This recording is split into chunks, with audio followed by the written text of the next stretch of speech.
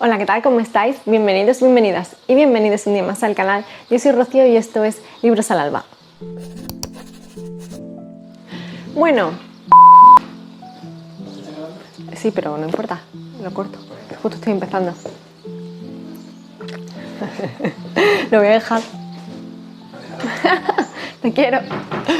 Bueno, después de esta breve interrupción, aunque muy agradable por otro lado, tenía que comentaros que no sé si os habéis dado cuenta, pero ya estamos en octubre, ha terminado otro mes, estamos en el último trimestre ya del año. ¿Y qué toca al inicio de cada mes? Pues sí, toca el repaso de las lecturas del mes anterior. Así es que esto es lo que vengo a traer en el vídeo de hoy. Hoy vengo a hablaros de todas esas lecturas que hice a lo largo del mes de septiembre, pero antes, como ya sabéis, estoy modificando un poquito la estructura de los vídeos y quería comentar por aquí, para que quien no llegue al final también se entere, que os dejo por aquí debajo mis redes sociales por si queréis echarles un vistazo. Donde más activa estoy siempre es en Instagram y estoy subiendo contenido diario, así que nos vemos por allí. Y por supuesto que si queréis apoyar al canal lo hacéis y me hace muchísima ilusión suscribiéndoos, como siempre digo, dándole a la campanita para que YouTube os avise de futuros vídeos y dándole a me gusta o no me gusta en función de lo que os parezca este vídeo, que yo espero que siempre sea pues que os gusta, ¿no? Y por supuesto dejando comentarios para que, como diría mi amigo Dan, alimentemos juntos al algoritmo de YouTube. Y después del momento spam, ahora sí que sí, vamos a ponernos a hablar sobre las lecturas que hice a lo largo del mes de septiembre.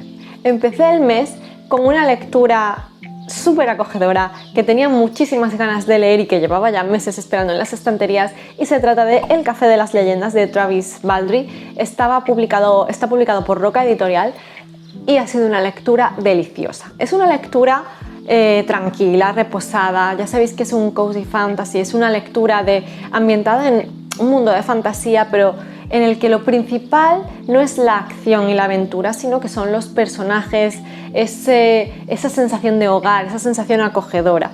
Aquí tenemos bueno, ya lo he dicho muchas veces, es una ogra que está cansada de aventuras y que decide abrir una cafetería en una parte del mundo en el que ni siquiera conocen lo que es el café, ¿no? Así es que tiene que empezar a abrirse camino desde cero, y vamos viendo cómo se asienta y cómo de ese mundo, esa vida un poco más sin raíces y un poco, pues eso, con más aventuras, más acción, con una vida como más de peligros, de repente todo cambia y llega a un lugar más apacible. Tiene que eliminar quizás esos prejuicios que se puede tener cuando ven quién es ella y cómo es, ¿no? O sea, es una ogra y ha sido una guerrera, ¿no? Entonces, digamos que se tiene esos prejuicios, y cómo eso, en un sitio donde el conocimiento sobre algo es cero, pues llegar e implantarlo tiene un camino, ¿no?, que recorrer, y entonces vamos recorriéndolo con ella y vamos viendo esas relaciones que se establecen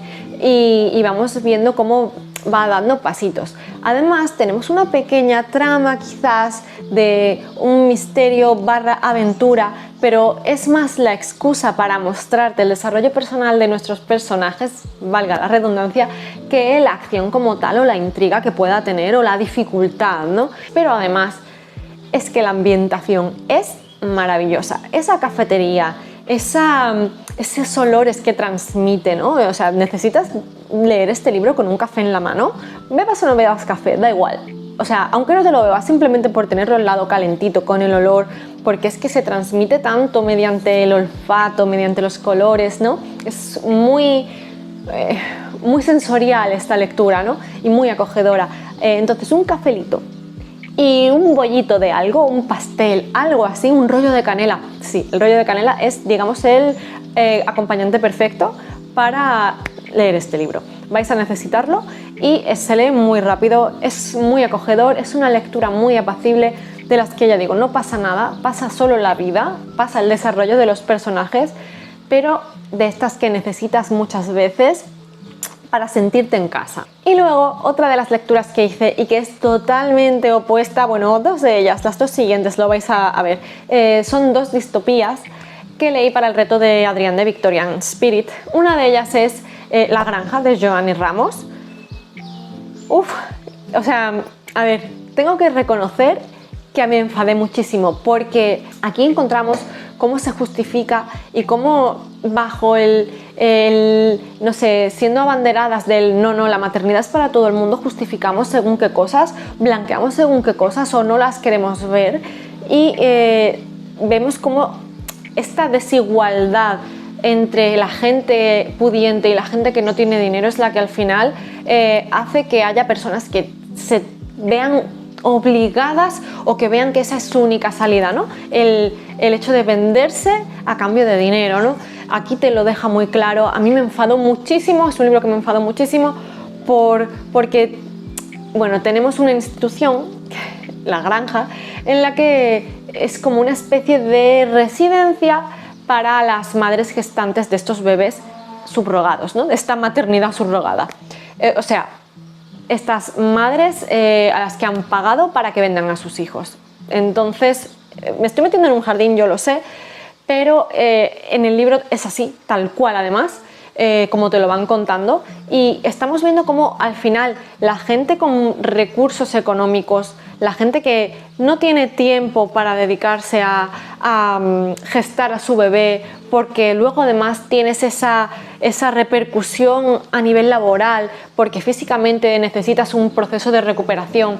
Entonces vamos viendo cómo los diferentes sectores más marginados en el sentido laboral y en el sentido social y en el sentido económico son los que al final se ven afectados en estas historias y en la maternidad como tal. Estoy enfadándome y no debería.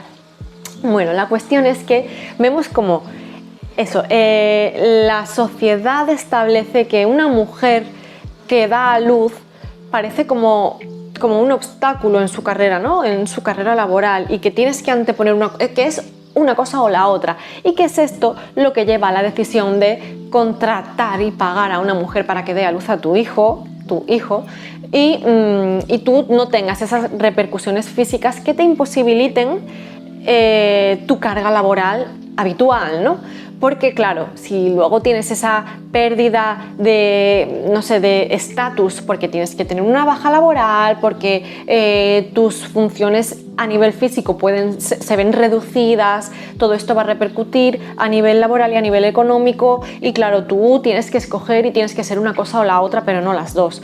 Entonces, pues ahí tenemos ese primer punto de discriminación, que es el punto de la discriminación a la mujer por ser la persona gestante, y porque eso es lo que va a determinar tu validez como trabajadora. Por un lado está esto, y por el otro lado además está el hecho de que el perfil de la mujer gestante siempre es alguien de una clase socioeconómica baja.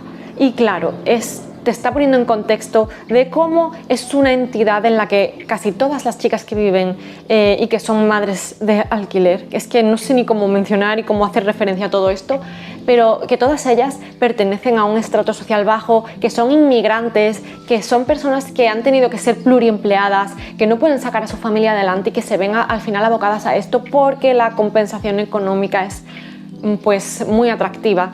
Y entonces vemos pues las personas dirigentes de esta institución, a las personas que intentan mantener su privacidad, pero bueno, que son las personas que pagan, y a quienes son las personas gestantes. Son realidades que cuanto menos te hacen sentir eso, como muchísimo enfado, te hacen sentir fatal, te hacen ver cómo durante todo este proceso al final son números y simplemente es como que estuviesen encerradas, presas, prisioneras, sin libertad ninguna, cómo se las quiere desvincular de su vida cotidiana, cómo están encerradas en una especie de gran hermano, súper controladas para que a nivel físico, a nivel de salud estén perfectas para poder cobrar todas las primas que tienen que cobrar y para que esta institución no deje de ganar dinero. Y además te están contando pues un poco cuáles son los planes a futuro, ¿no? Entonces seguimos la vida de varios personajes en este contexto y de las diferentes perspectivas, ¿no? Así es que eso, he estado muy enfadada toda la obra, y lo que más me enfadó fue el final, porque no llegué a comprender qué es lo que me estaba queriendo decir la autora, porque me parece un final demasiado rosa para lo que es la historia como tal. Entonces yo esperaba otra cosa, y me resultó una cosa tan esperpéntica al final, que a pesar de que estaba enfadada, me estaba gustando la trama por el hecho de decir, es que es tan real que da miedo y me estaba gustando, ¿no? Porque me estaba haciendo reflexionar, pero ese final no le encontré sentido. No, evidentemente no voy a decir qué es el final, ni voy a decir qué es lo que pasa desde el punto de vista de cada personaje, pero el contexto es el que he contado, y si no estáis psicológicamente en el momento de leer historias así, no lo hagáis, porque ya digo, es un poco duro además. Y después de enrollarme lo más grande con esta obra, voy a decir otra distopía que también es terriblemente dura, y se trata de Cadáver exquisito de Agustina Bazterrica. Está publicado por Alfaguara y, Dios mío, es un libro súper corto, pero que no pude leerme del tirón porque yo necesitaba parar. Había momentos en los que necesitaba dejar simplemente unos segundos para respirar porque era demasiado explícito. Aquí lo que nos encontramos es con una sociedad de nuevo distópica en la que ha habido una enfermedad, suponemos, que ha afectado a todos los animales hasta el punto de que ya no son aptos para el consumo humano, y que, claro, pues tienes que tener mucho cuidado. Los animales, desde que, se han sacrificado, es que es muy duro, pero han sido sacrificados, y los que quedan están totalmente, pues eso, se les teme porque se supone que nuestra vida corre peligro si estamos cerca de ellos o si consumimos animales. Yo hablo desde el punto de vista de una vegetariana, que ya de por sí en ese sentido yo cualquier tema de alimentación de origen animal a mí ya me cuesta, pero es que ya no solo es este punto, sino es el hecho de que el ser humano se niega a dejar de consumir carne. Las instituciones y las altas entidades te venden y te hacen publicidad del hecho de que el ser humano necesita consumir carne por el contenido proteico y que para sobrevivir tiene que seguir consumiendo carne. Y efectivamente consigue la carne de donde estáis pensando. Se crean granjas de ganado, de cabezas, como les llaman, humanas.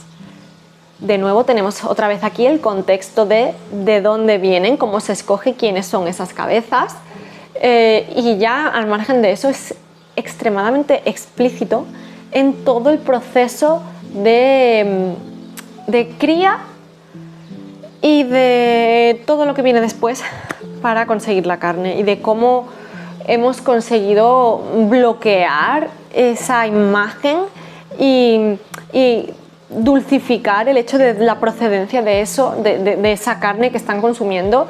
Y bueno, ya digo, es tremendamente explícito, es terrible, es terrorífico. Lo pasé bastante mal, y además de nuevo encuentro que al final, bueno, todo lo que va ocurriendo es horrible.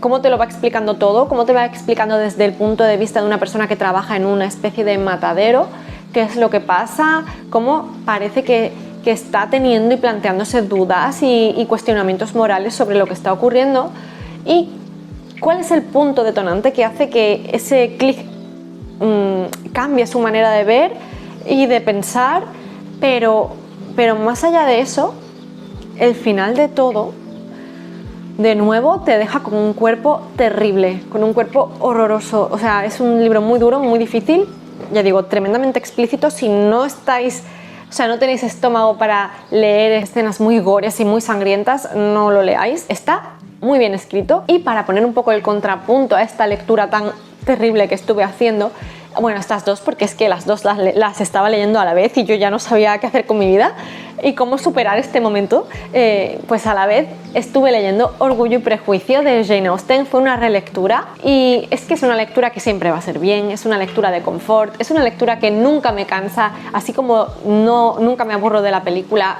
Pues eso, el libro es maravilloso, tiene muchas cosas que no aparecen en la película, pero tiene muchas cosas que son literalmente, pues eso, los diálogos que ya conocemos y que tenemos interiorizados, pero cuando los vamos leyendo y a nuestro ritmo y de esta manera pausada, pues tenemos esa imagen mental. Lizzie es mi heroína, yo quiero ser ella.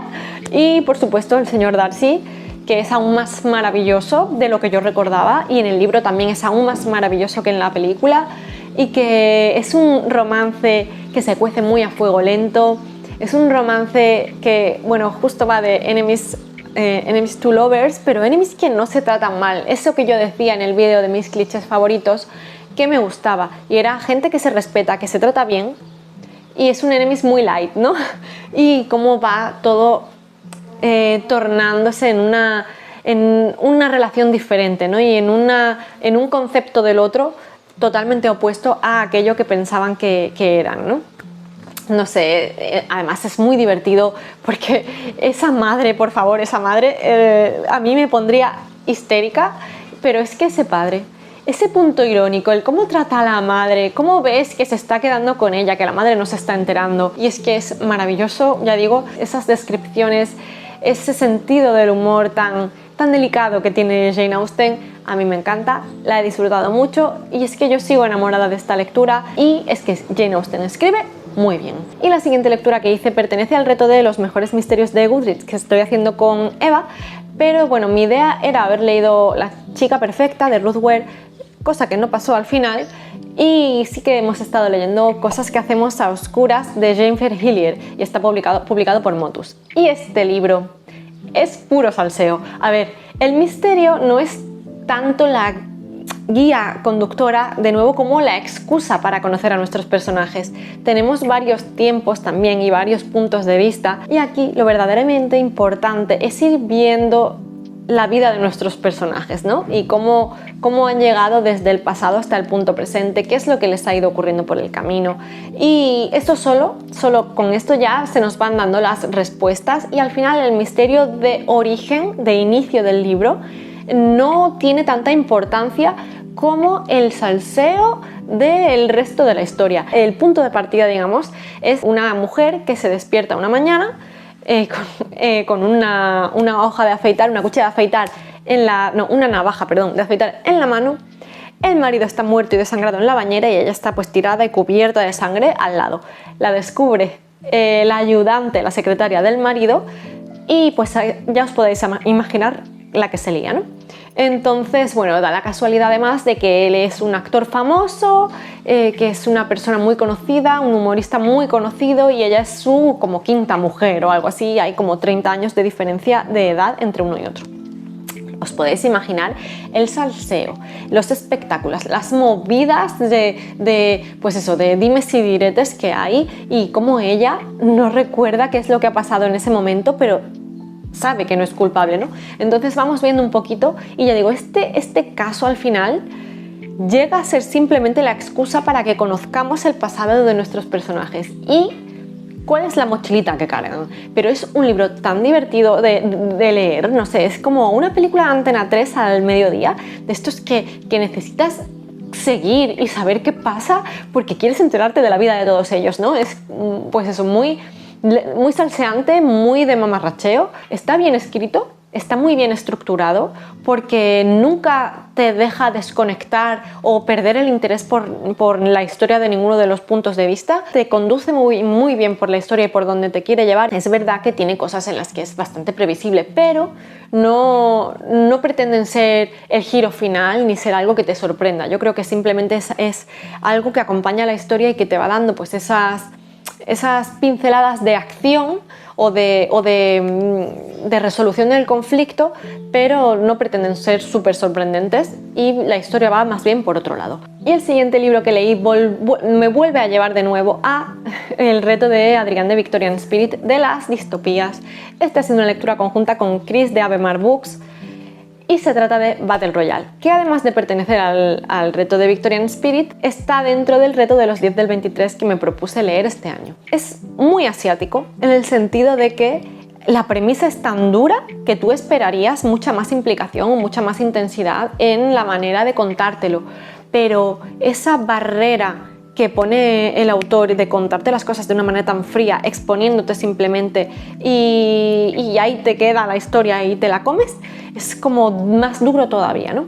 Bueno, ya sabemos que se trata de una historia muy similar a los Juegos del Hambre. Tenemos un curso escolar que piensan que van a ir de excursión o de viaje de fin de curso y tal, y que realmente donde van es a una isla, a un lugar remoto, a un lugar totalmente abandonado y aislado, en el que tienen que participar en un juego para hacer una especie de purga, de criba, en el que solo uno puede sobrevivir, ¿no?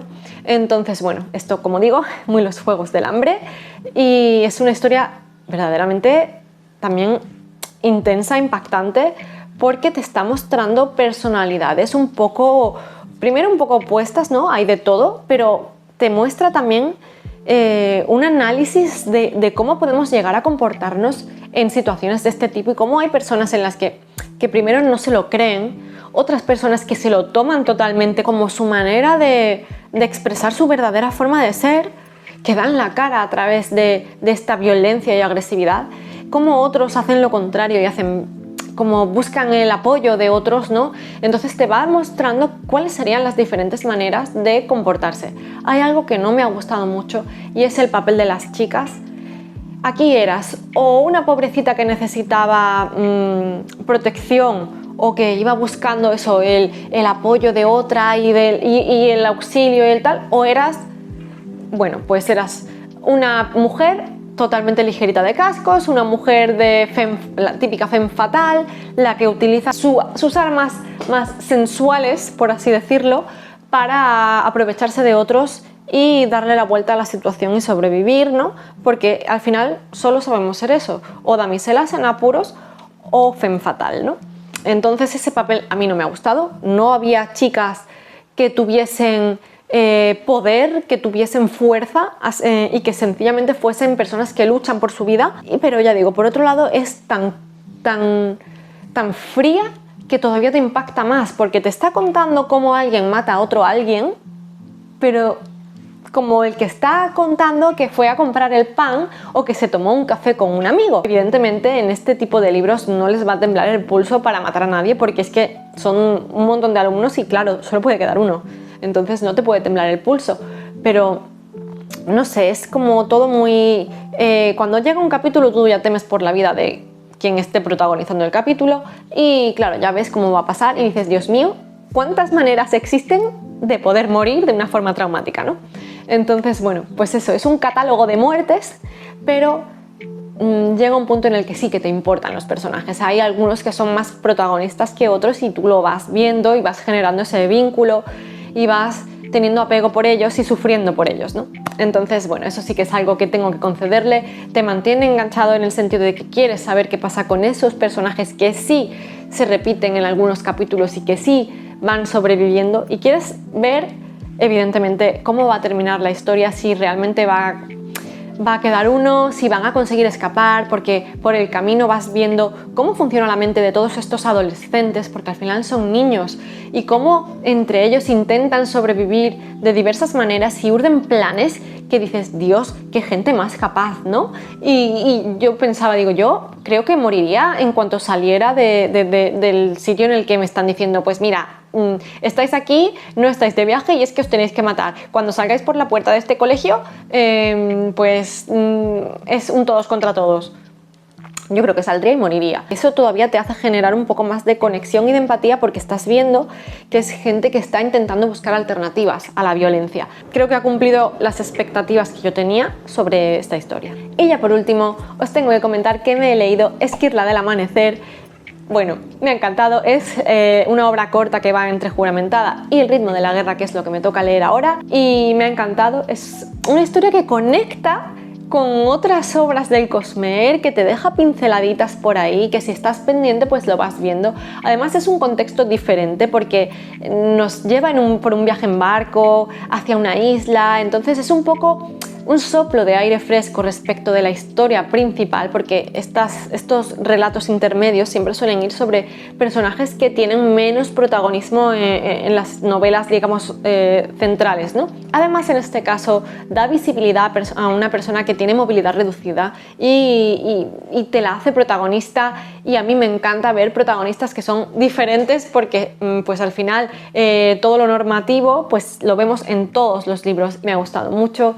Y tanto ella como Chiri, como otros personajes que aparecen que sí conocemos de la saga principal, y un poco pues esta aventura buscando algo bueno, que es determinante también, que es importante en la historia principal.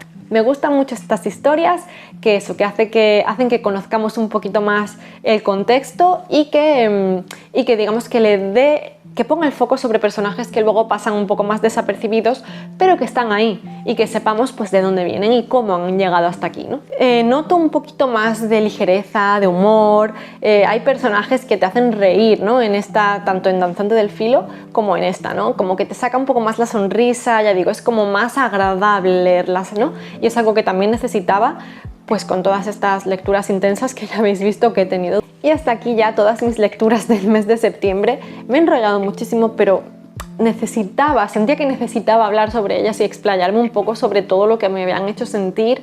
Quizás, ya digo, me he metido en más jardines de los que debería, pero bueno, han sido lecturas muy viscerales, ¿no? Como siempre digo. Y por supuesto me encantará saber qué es lo que habéis estado leyendo durante el mes de septiembre y si habéis leído alguno de estos libros que yo he mencionado hoy, cuál es vuestra opinión, qué os han parecido y no sé si os he animado o no a leerlos después de dar mi opinión personal sobre todos ellos. Ya solo pues eso, como ya os he dado el parte antes de todas mis redes sociales y todo eso, os lo vuelvo a recordar, están por aquí debajo, os espero por allí, nos vemos en Instagram y muchísimas gracias por estar aquí en un vídeo más. Nos vemos en el próximo.